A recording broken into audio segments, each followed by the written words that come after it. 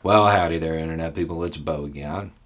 So, today we are going to talk about something I have been waiting years to talk about. Literally years, since 2017. I've been waiting to talk about this, but it took a while for all of the pieces to get into place to talk about it in the way that I want to. But we can do that now.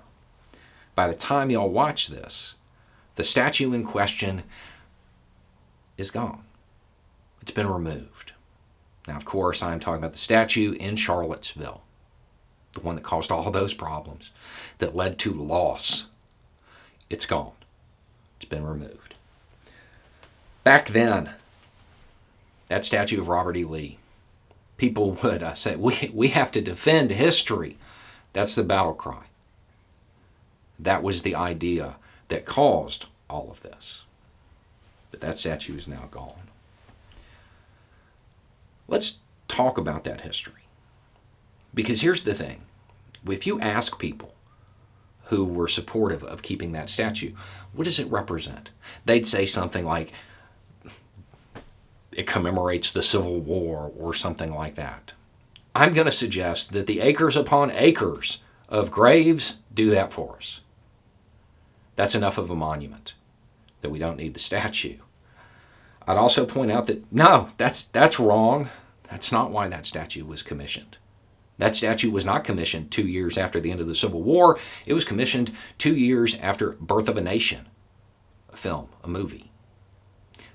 If you're not familiar with it, it popularized a bunch of guys riding around in white sheets and led to the peak of that little group. That's the history. That's the contemporary history of when that was commissioned. That's what was going on. That's why the populace wanted it. That's why it resonated. That's the history of it.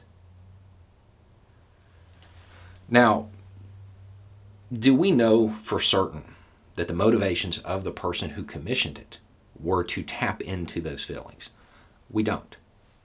I don't, anyway. I've looked. It's hard to find anything that is really specific about his motivations. And he commissioned other stuff, Lewis and Clark, Booker T. Washington, and right then somebody's going to say, see, look, it's not about race. It's not about oppression, because Washington Park.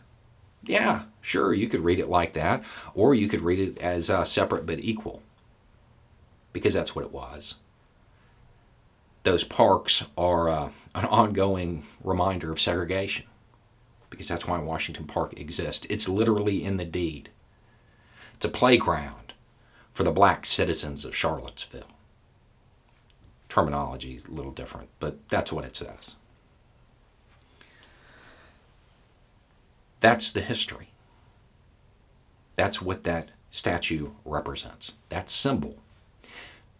Even in the initial response of it being about the Civil War, it glorified the defense of slavery. The contemporary history was about guys in white sheets. And then today, it's an ongoing reminder of segregation. That's the history. That is the actual history. Here's the funny part about it. The statue's gone. You didn't need the statue to learn about that. Didn't need to be there, because it's not. And for many people who defended that statue, this is the first time you're hearing this. Statues are not really history. It's art. Sometimes art's good, sometimes it's bad. But all art is political, and it conveys a message.